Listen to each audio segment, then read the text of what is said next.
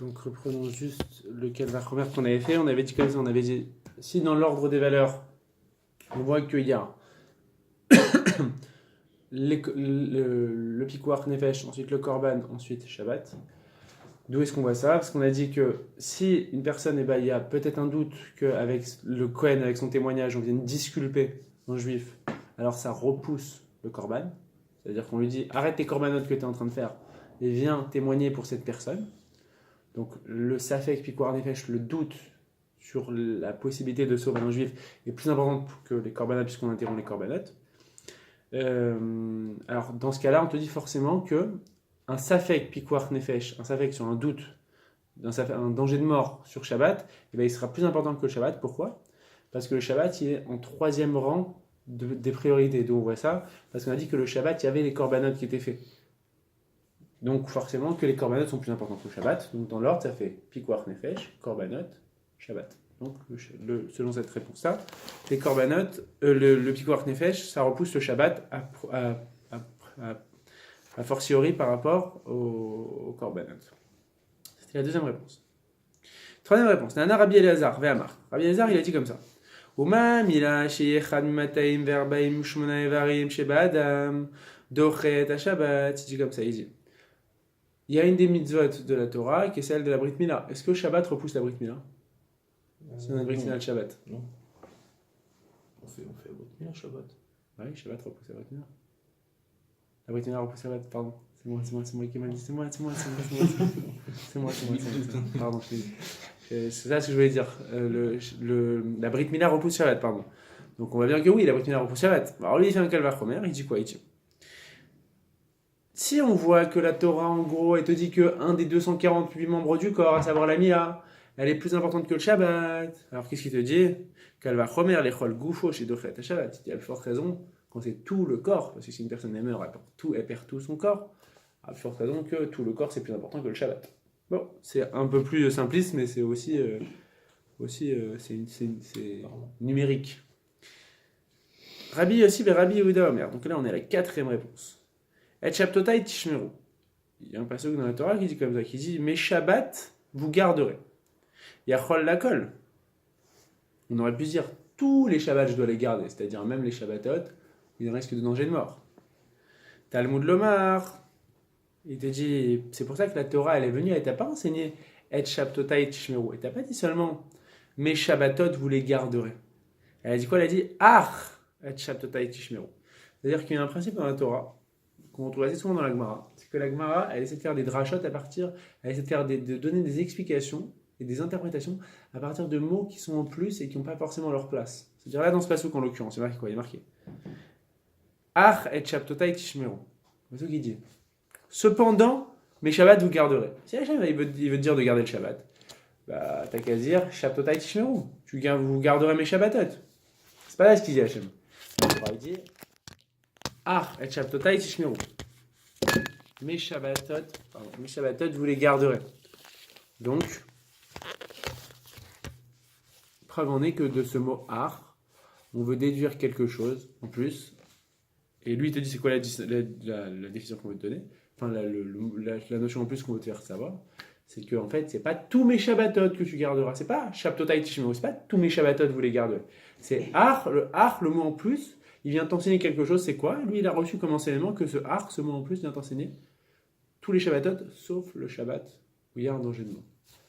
En fait, c'est comme, si vous voulez ce qu'il est en train de faire, c'est comme, il y a une dracha qui est connue, il y a dans la Gemara aussi, la Gemara, et ben elle s'amuse des fois à faire des drachot sur dans quelle Gemara qu'on a ça je crois que c'est sur Kaved et Tavira Vatimecha, respecte ton père et ta mère, tu vois. Bon, il y avait une Gemara où en fait il s'amusait à faire toutes les drachot sur le et. À chaque fois la préposition et qui veut dire le, ou des fois il y a plein de mots où on n'est pas obligé de mettre et devant. Et on a dit pourquoi on met ici, pourquoi on a mis et ici, pourquoi on a mis et ici. Et tu dis ouais, ça vient rajouter ça. Il y a plein comme ça de halachot qu'on apprend en fait des drachot sur des mots qui sont rajoutés en plus et qui a priori n'avaient pas leur place. Rabbi Yochanan, donc ok. Rabbi Yochanan ben Yosef Omer. Cinquième réponse. Donc qui kodesh hi lachem. Donc il y a un truc dans la Torah qui dit Ushmartem et Shabbat, vous garderez le Shabbat, qui Kodesh ilachem, car c'est un jour saint pour vous. Alors lui, il fait une déduction. Qu'est-ce qu'il dit le passouk? Car c'est un jour saint pour vous. Hi mesura beyatrem. Lui veut dire, si on dit dans le passouk, c'est un jour saint pour vous, ça veut dire, littéralement, il te dit, il vous a été donné dans vos mains. Velo atem mesura beyada. Il te dit, en gros, il vous a été donné pour vous, pour votre profit, comme le dit le passouk, qui kodesh ilachem, car il est saint pour vous. Donc il vous a été donné pour vous. Donc littéralement, qu'est-ce qu'il dit? Il vous a été donné pour vous, il vous a été donné dans les mains. Velo atem mesurim beyada. Et c'est pas vous qui avez été donné entre ses mains. Entre guillemets, le Shabbat, il vous a été donné pour que ce soit un profit pour vous. Pas pour que ce soit une source de problème, notamment la mort, quoi, si la personne doit mourir. Donc c'est comme ça qu'il déduit. Du Kikodesh Ilachem, quand le pasteur qui dit, car c'est un jour saint pour vous, c'est que c'est dans ton intérêt que le Shabbat il a été créé. C'est tout. Cinquième, sixième explication. Rabbi Shimon ben Yossai, Omer. Rabbi Shimon ben Yossai, il dit Veshameru bnei Israël et Shabbat, la Sot Shabbat et Dorotam. Le pasteur qui dit ils garderont les bnei Israël le Shabbat, la Sot et Shabbat pour faire le Shabbat, les Dorotam pour les générations à venir. Maintenant, lui, il pose une question. Il dit, encore un peu dans le même ordre d'idée que ce qu'on a vu avant, des mots qui sont là en trop.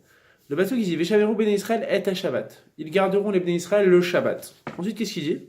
La Asot, pour le faire, et à Shabbat les Dorotam. Le Shabbat pour les générations à venir. En gros, deux fois il dit et à Shabbat. On aurait très bien pu dire Veshameru bnei Israël et à Shabbat, la Asot les Dorotam. Littéralement, il a été donné le Shabbat au bnei Israël. Au Bnei Israël pour les générations. On n'a pas besoin de répéter deux fois et à Shabbat, le Shabbat a été donné pour les générations, le Shabbat a été donné. Non, tu dis qu'une fois. Lui, il t'a dit quoi? Qu'est-ce qu'on t'a dit de là? De ce et à Shabbat en plus, de ces deux mots en plus. Amra Torah, hein. La Torah, elle vient t'apprendre avec ça. Chalel alav Shabbat achat. Enfreint un Shabbat. Kedei chez Ishmor Shabbatot arbe. Pour que tu puisses en réaliser plusieurs. En gros, c'est-à-dire qu'il vaut mieux ne pas mourir et enfreindre Shabbat plutôt que de mourir et de rater d'autres Shabbatot.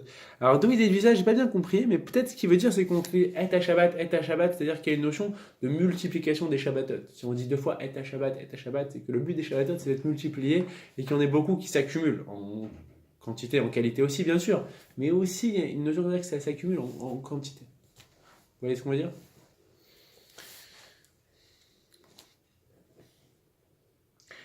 Ok. Amar Rabbi Yehuda, Amar Shmuel. Yavayatam, Ava Amina Didi Adifa Medidou. Alors, c'est marrant, Rabbi Yehuda au nom de Shmuel, lui, il introduit avec une phrase qui est un petit peu, qui peut paraître un peu presque, enfin pas orgueilleuse, mais c'est marrant quoi, comment il le dit. Peut-être c'est du second degré. Il dit si j'étais là, Ava Amina, il dit comme ça, il dit moi, ma réponse, elle est préférable à tous les autres. En gros, il dit comme ça, il dit moi, vous allez voir, ma réponse c'est la mieux. C'est la meilleure. Il dit Vechai Baem, lui tout simplement, il y a un passage dans la Torah qui dit, c'est comme ça qu'on retient la halakha, vous allez voir, c'est une dracha qui ramène souvent, que vous avez déjà entendu, mais c'est ça en fait la réponse qu'on retient, vous allez voir dans le de la Gemara. La Gemara, il dit comme ça, la Torah, il dit comme ça, dans Vaikra, il dit Ushmartem et rukotai. Hachem, il dit, vous garderez mes préceptes, mes lois. Vet mishpatai, voilà, mes lois aussi, c'est un synonyme. Asher yaseh otam, que j'ai fait pour vous. Adam, pour l'homme. Vechai baem, et vous vivrez grâce à elle. Alors, il y a plein de drachot là-dessus, sur l'importance des mitzvot, que c'est des mitzvot qui font vivre. Est-ce qu'on parle au sens propre dans la longévité, que celui qui pratique les mitzvot il vit plus longtemps? Est-ce qu'on parle dans le sens figuré, dans le sens que c'est la vie, la Torah, parce que c'est ça qui nourrit l'âme et qui donne un sens à une vie? Mais en tout cas, lui, il fait une dracha toute simple. Il te dit, Vechai Baem, la Torah, elle dit, tu vivras grâce à cette Torah. Tu vivras grâce à ces lois. Entre autres, dans ces lois, il y a Shabbat. Donc lui, il te dit tout simplement, Vechai Baem, tu vivras grâce à ces lois. Velo ici chez Yamud Baem. Ces lois n'ont pas été données pour que la conséquence de ces lois, ça amène à la mort. C'est pour ça que toutes les lois, elles ont vocation à être enfreintes quand il y a un risque de mort. Sauf les trois lois qui sont vraiment les exceptions qui confirment la règle. Voilà, qui seraient peut-être où il vaudrait sûrement mieux mourir plutôt que les faire parce que peut-être tu perds trop ton identité quand tu. Enfin, voilà, peut-être les dégâts ou les. T'as un point de non-retour, tu fais ça, qui fait que tu pourras plus bénéficier en fait des bienfaits de la Torah. Je sais pas, il faudrait analyser. Mais l'idée, c'est ça, c'est que le but de la Torah, c'est pas d'être responsable de la mort, mais au contraire, de vivre les mitzvot. Amar Rava. Rava, il dit comme ça, il dit, les cool où, sur toutes les réponses que les rabbinim m'ont données pour expliquer pourquoi est-ce que d'où est-ce qu'on apprend que que le Shabbat, eh ben, c'est repoussé par le Pikuach Nefesh, ça repousse le Shabbat. Il te dit, les koulou avec les picha. Il te dit, sur tous, moi, je peux les envoyer balader et les casser en 2 minutes par rapport aux réponses qu'ils ont données. Bar midi Shmuel, les leit les picha. Il te dit, sauf sur le dernier Shmuel, là, ce qu'il va donner avec Chai Bahem, c'est marqué clairement dans la Torah, tu vivras par ses lois. Donc, tu as entendu, tu vivras et tu mourras pas pour elle. Il te dit maintenant, je vais faire l'énumération de tout ce que j'aurais repoussé et comment j'aurais repoussé chacun. Il te dit, des Rabbi Ishmael. Rabbi Ishmael, quand il avait sorti son histoire là, de jugement avec le Kohen, où on voit que comme le Kohen, eh ben, il interrompt ses sacrifices pour aller disculper quelqu'un au Beddin, pour le sauver de mort. Donc en fait, c'est pourquoi il interrompt ses sacrifices? Parce qu'il y a potentiellement un risque de mort. C'est un safek nefashot, un safek pikuach nefesh. Donc on voit de là que le safek pikuach nefesh, le risque de mort, est plus important que les korban. C'est ça ce qu'il avait dit Shmuel. Il te dit, moi je te donne une réponse très simple là-bas. Dilma et des Rava. C'est Rava qui avait donné cette réponse. Il avait dit quoi Rava? Dama Rava, maïtama. Ah non, pardon. J'ai des bêtises. On parle par rapport à la marteret. Marteret, on avait dit, tu vois bien de là-bas que le meurtre c'est très grave, et pourtant quand il y a un danger petit de mort, parce que peut-être que le gars il va être tué, peut-être qu'il va pas être tué, on te permet de tuer. Or, le meurtre c'est plus grave que le Shabbat, donc si on te permet de tuer quand il y a un danger de se faire tuer, un safek sur est-ce qu'on va se faire tuer, alors, à plus forte raison que quand il y a un danger de mort sur Shabbat, qu'on entre un Shabbat. Et là-bas c'est différent, pourquoi? Chazaka shen adam amidatzmo al-mamono. Il y a une présomption et une chazaka qu'un homme, il se laisse pas voler comme ça sans rien faire. Donc en fait, quand on est face au voleur, le voleur, il sait très bien que il vient cambrioler et que si il est confronté au propriétaire de la maison, le propriétaire de la maison, il va pas c'est comme ça partir. Donc en fait, c'est pas un safek pikuach nefesh, c'est pas un risque peut-être que le voleur va te tuer. Alors le voleur il va te tuer, sûr et certain. Puisque le voleur, il sait très bien que toi, tu ne le laisseras pas partir de la maison et voler son argent comme il veut. Donc en gros, le voleur. Le pendu là. Non. Avant on était du pendu du propriétaire. Ouais. C'est lui qui risque de se faire tuer par le voleur. Donc c'est pour ça qu'on lui permettait de tuer. Mais pourquoi on lui permettait de tuer? Là, on te dit, c'est pas là-bas que c'était un safek pikuach nefesh. Nous, toute notre question, c'est de savoir, est-ce qu'un safek pikuach nefesh, quelque chose de lointain, d'éloigné, peut-être que je vais mourir donc. Tu vois, c'est ça la question. C'est éloigné. Si on prend le cas de Shabbat, c'est la personne, peut-être que si elle ne fait pas cette mélacha qui est intellectuellement en Shabbat, elle va mourir. Tu es d'accord que c'est plus mékil, comme tu l'avais très bien dit, que si on te dit, si tu fais pas ça, tu vas mourir. Là, c'est pareil par rapport à Marteret. La question qu'on s'était posée, c'était, peut-être que la personne va mourir si elle est confrontée à son cambrioleur, donc on lui permet de la tuer. Ok. Là, le Rava, il te dit, mais là-bas, c'est pas un peut-être que la personne va te tuer, donc on te permet de la tuer, c'est pas un doute. C'est que le voleur, le cambrioleur, il va te tuer. Pourquoi? Parce qu'il sait très bien que un homme s'oppose toujours à un cambrioleur. Donc toi, tu voulais me prouver depuis le début que quand il y a un doute sur peut-être qu'on va te tuer, qu'il y a un danger de mort, un danger potentiel de mort, alors on te permet de tuer. Alors si on te permet de tuer quelque chose de très grave, plus grave que l'infraction du Shabbat, quand il y a un potentiel danger de mort, alors à plus forte raison qu'on va te permettre d'enfreindre Shabbat, quand il y a un potentiel danger de mort. Donc tu dis, mais là-bas. Donc en gros, toutes les questions, c'est de savoir danger de mort, en comparant Shabbat, où il y a un danger de mort, avec le cas du meurtre, où il y a du cambrioleur, où il y a un danger de mort. On voulait faire des comparaisons et faire des comparaisons a fortiori. Donc tu dis, là-bas, c'est pas comparable. Là-bas, c'est pas un cas de doute peut-être qu'on va être tué. C'est un cas où c'est sûr qu'on va te tuer, donc tu as le droit de tuer dans ce cas-là. Donc c'est pas un potentiel danger de mort, c'est tu vas mourir, donc tu as le droit de te défendre. Et c'est ça ce que va dire la Gemara. La Gemara te dit, On sait qu'un homme, eh ben, il s'oppose toujours quand on va lui voler son argent. Ok.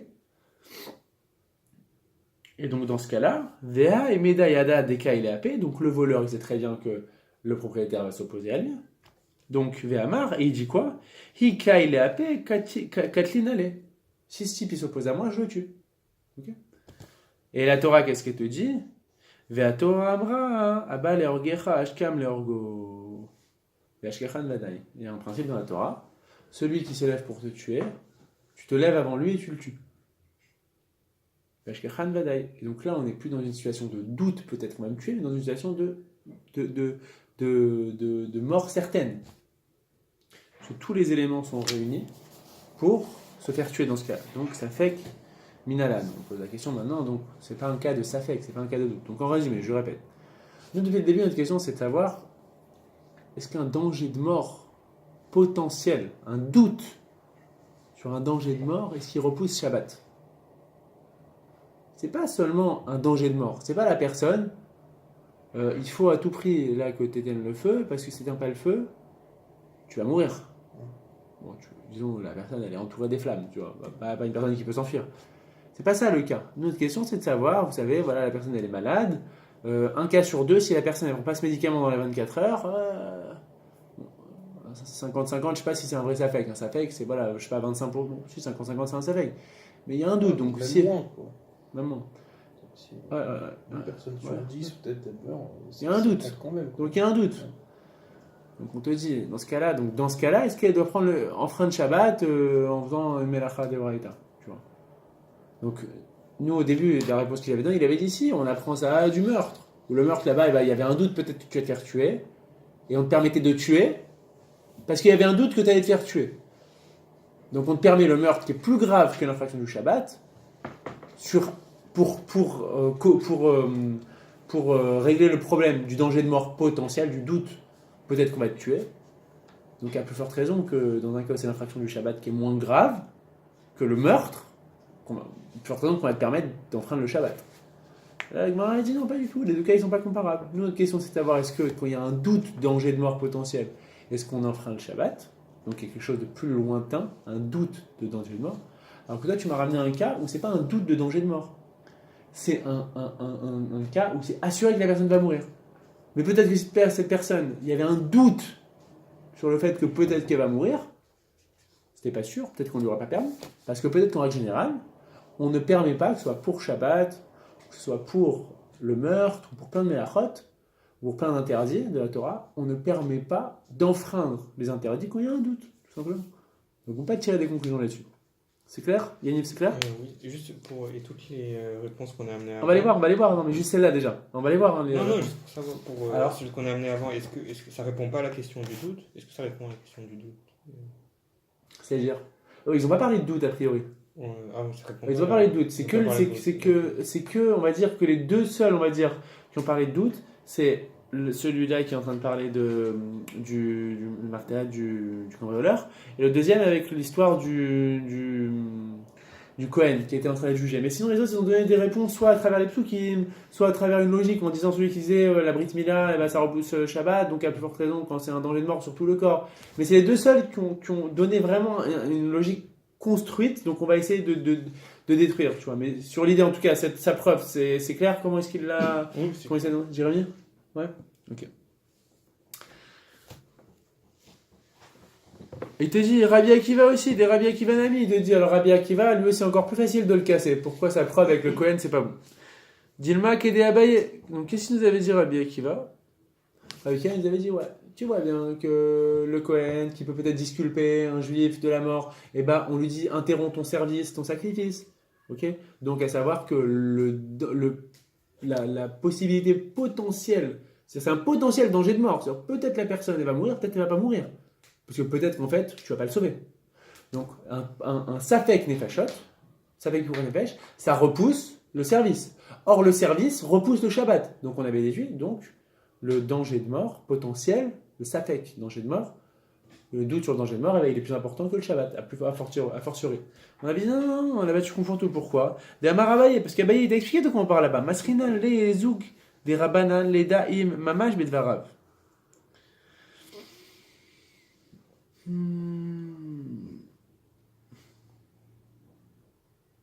Donc voilà, donc, il te dit, on avait bien vu avec Abaye comment ça marchait. C'est pas comme ça qu'on envoyait, qu'on arrêtait le service, qu'on envoyait le Cohen. C'est que en amont déjà, quand on avait un doute, peut-être qu'on avait la possibilité de faire disculper un juif qui allait se faire tuer, on envoyait déjà 2 émissaires au Beddin pour déjà déblayer le terrain et voir s'il y avait lieu de le disculper. C'est pas genre on dit on arrête tout, le Cohen t'arrêtes ton service, va au Beddin, il y a un juif, peut-être que tu peux le sauver. Hein. On envoyait déjà 2 Talmidei Chachamim qui essayaient de regarder, qui voyaient s'il y avait lieu peut-être de sauver ce juif. Et si vraiment on se disait, ah là franchement, ça commence à prendre forme et peut-être que ça vaut le coup de faire arrêter le Cohen dans son service, alors dans ce cas-là, on le fait interrompre son service et on l'amène au Beddin pour sauver les juifs. Et donc encore une fois, la Gemara dit, Ashkachan Vadaï, c'est avec Minalan. Et dans ce cas-là, encore une fois, comme pour la première réponse, on est dans un cas de Vadaï. C'est-à-dire que c'est un danger de mort avéré qu'on va sauver. C'est-à-dire la personne, dans ce cas-là, C'est sûr qu'elle va être sauvée. c'est sûr qu'elle va être sauvée. C'est sûr qu'elle va être sauvée. C'est-à-dire que c'est sûr et certain qu'elle est dans un danger de mort. Et c'est sûr et certain que elle va être sauvée dans ce cas-là. Mais on n'est pas dans un cas, encore une fois, où on a un doute. Est-ce que cette personne-là, elle va se faire tuer? Et donc, dans ce cas-là, hein, cette personne-là, elle va se faire tuer. Alors, je réfléchis juste à un truc.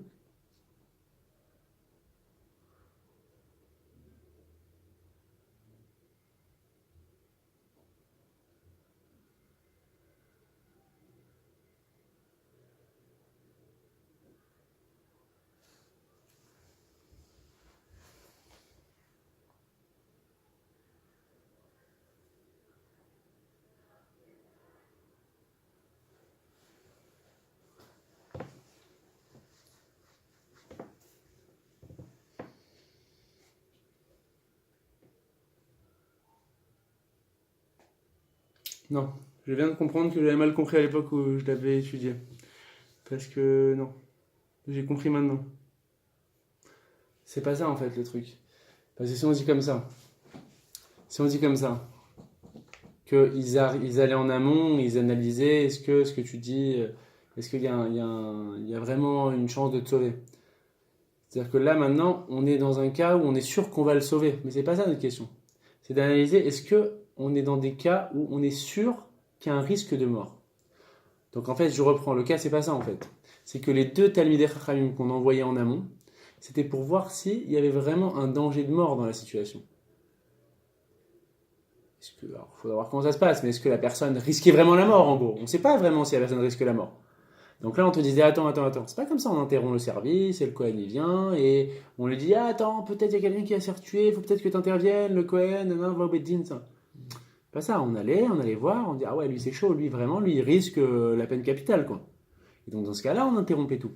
Et là, on comprend mieux la logique, là on comprend mieux, c'est comme là, c'est un Safek Nefashot, c'est pas un Safek Nevalot, c'est pas peut-être qu'il va se faire tuer. C'est ce type-là, si toi le Cohen t'intervient pas, c'est fini, il va mourir. Et là, on comprend un peu mieux l'idée. Clair, Yves? Tu peux répéter. En fait, le truc c'est comme ça, c'est que nous, ce qu'on veut te dire ici, c'est que lui, il t'avait dit, on revient de là-bas que quand il y a un danger de mort, le danger de mort, c'est plus important que les corbanotes. Et on interrompt les corbanotes pour ce potentiel danger de mort. C'est un safek nefashot. Donc, comme les corbanotes, c'est plus important que le Shabbat, alors à plus forte raison, quand il y aura un danger de mort potentiel, un safek nefashot sur le Shabbat, qu'on va interrompre Shabbat. Okay. Et là, on te dit, mais là-bas, pas du tout. C'est pas là-bas un cas où c'est un safek nefashot. Peut-être la personne va mourir. C'est pas un cas où on a un doute, si on n'interrompt pas le service des corbanotes, alors peut-être la personne va se faire tuer, donc il vaut mieux que tu arrêtes ton service au Cohen. C'est qu'on est dans un cas là-bas où on a emmené 2 émissaires qui ont été voir ce qu'il en était de cette personne-là, et ils ont vu, ces émissaires, qu'il s'est avéré que si on n'intervient pas vite, et si on n'envoie pas vite le Cohen, qui peut peut-être trouver un moyen de le disculper, alors cette personne va se faire tuer. Parce que cette personne-là, elle va être condamnée à mort si on n'intervient pas. Donc là, c'est complètement différent. C'est pas que le danger de mort potentiel, le safek, le doute sur un danger de mort, le potentiel danger de mort, interrompt le korban, interrompt les corbanotes. Et donc, à plus forte raison, on interromprait le Shabbat, puisque les corbanotes, c'est plus important que le Shabbat.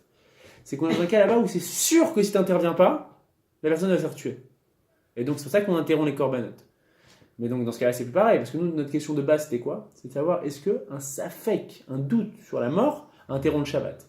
Donc là, on a une preuve juste que un vadaï, c'est-à-dire un danger de mort avéré et certain, interrompt les korbanot et à plus forte raison le Shabbat. Mais donc on a toujours notre question.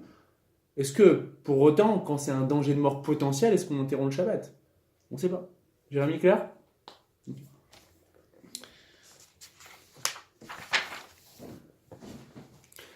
Et il te dit, Rava, il continue, j'y vais koulou eshkachan vadaï. Il te dit, sur tous ces cas-là, sur tous les autres aussi, il te dit, c'est la même chose, il te dit, je ne vais même pas m'embêter à te détailler, mais il te dit, c'est des cas où c'est des dangers de mort avérés. Et donc, on ne peut pas déduire dans des cas comme ça que les dangers de mort avérés repoussent certaines choses, que dans un cas où il y a un danger de mort potentiel, ça fait qu'alors ça repousse le Shabbat. Ça fait que Minalan, il dit tout le temps, et donc ça fait que Minalan, je ne sais pas d'où est-ce qu'on apprend que quand il y a un doute sur un danger de mort, qu'on peut enfreindre le Shabbat. Il te dit, Vede Shmuel vada il let les pira. Il dit, par contre, Shmuel, sa dernière réponse avec le pasuk Vechai Baem, tu vivras avec les mitzvot, il te dit, là, il n'y a aucune interrogation et aucune contradiction possible avec ce qu'il dit. Amaravina veitema Rav Nachman bar Yitzchak tavachada pilpeleta charifta mimolat sana de kare. Bon, lui, il fait une image, il te dit un grain de piment épicé, ça vaut mieux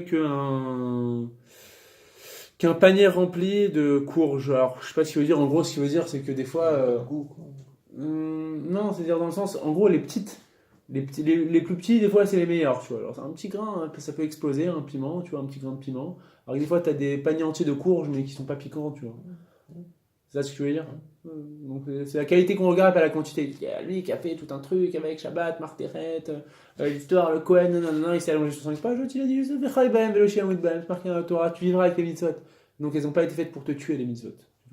Donc, en gros, il te dit, lui, il s'est pas allongé, mais en qualité, il est là, tu vois. Ok. Alors, intéressant ou pas? Donc, ça, c'est la première et la plus grande sugia par rapport en fait à la question de est-ce qu'on enfreint Shabbat et plus en général est-ce qu'on enfreint les mitzvot, enfin les mitzvot à plus forte raison les lavim, parce qu'il y a deux choses, il y a des mitzvot positives et des mitzvot négatives. Les mitzvot négatives généralement elles sont plus graves que les mitzvot positives, c'est-à-dire c'est plus grave par exemple de manger du pain à Pessah que de ne pas mettre les tefillin. Okay. L'un c'est un lave et l'autre c'est un mitzvot assez. Mais donc de là, on voit que toutes les mitzvot et les interdits, sauf les 3 avérotes capitales qu'on a dit, ça qu'on retient. Il faut vivre pour les mitzvot ou pas. Ok, donc maintenant, plus que ça, vous allez avoir dans le texte en bas, Pei Dalet Amud Beis.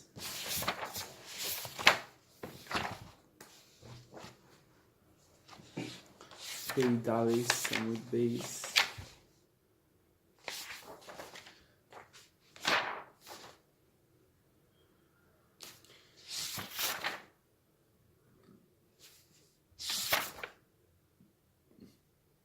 La Gemara dit comme ça. Tanya Nami Achi, vous l'avez? La première ligne. Machmin Chamin Lechole Beshabbat. On chauffe de l'eau pour un malade. Quand on parle de malade, dans toute cette suga, on parle d'un malade en danger de mort. On ne parle pas d'un personne qui va dans la tête. Donc on chauffe de l'eau pour un malade qui risque de mourir. Ben le hashkoto, que ce soit pour lui faire boire, parce qu'il a besoin d'eau chaude pour son ventre. Ben les havroto, que ce soit pour renforcer son corps, le réchauffer un petit peu. Velo Shabbat zobilvad amou. Et là, les Shabbat acheret. On te dit c'est permis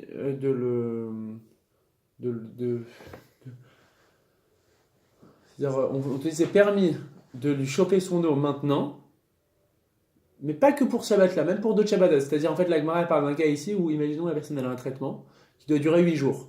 Et son traitement il commence le samedi. Est-ce que dans un cas comme ça, elle doit attendre Moté Shabbat pour chauffer de l'eau, faire son traitement de 8 jours? Ou est-ce qu'elle doit au contraire commencer aujourd'hui, sachant qu'elle va enfreindre 2 Shabbatot? Puisque son traitement il commence, c'est sur 8 jours et il commence le vendredi soir. En gros, elle va enfreindre 2 Shabbatot. On te dit, pas seulement pour ce Shabbat, mais même s'il y a d'autres Shabbatot. En gros, même si c'est plusieurs Shabbatot qui vont être enfreints. Ve'en omrim namtin lo, shema Yavri. Et on te dit pas, non, attends, peut-être que la personne elle va aller mieux. Et là, mais Chamin Lomiyad, on lui chauffe son eau tout de suite. Nipne chez Safek Nefashot Dochet et Shabbat. Parce qu'un danger de mort potentiel, ça repousse Shabbat.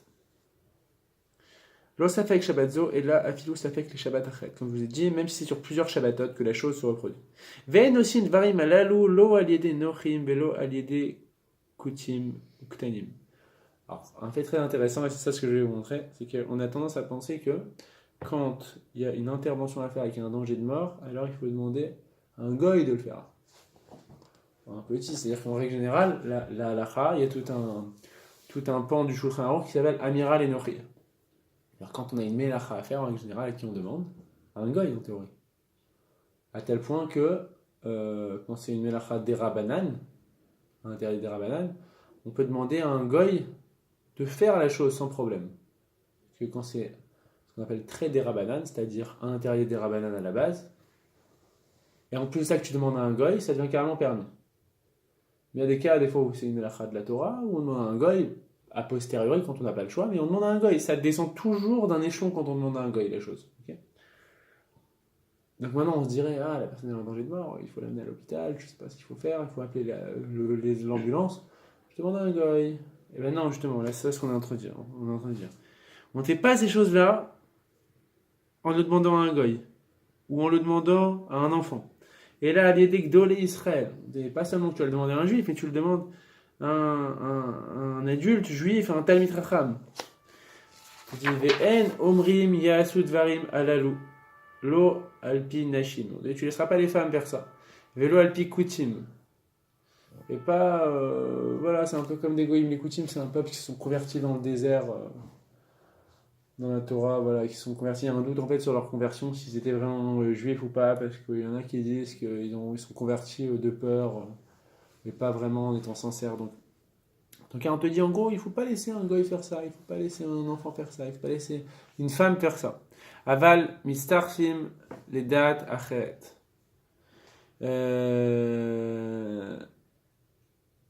Alors la Gemara va te dire, si tu as en gros, il faut malgré tout en gros toujours s'assurer que ce que dit la femme, c'est ou le goy, voilà, c'est conforté et confirmé par deux juifs.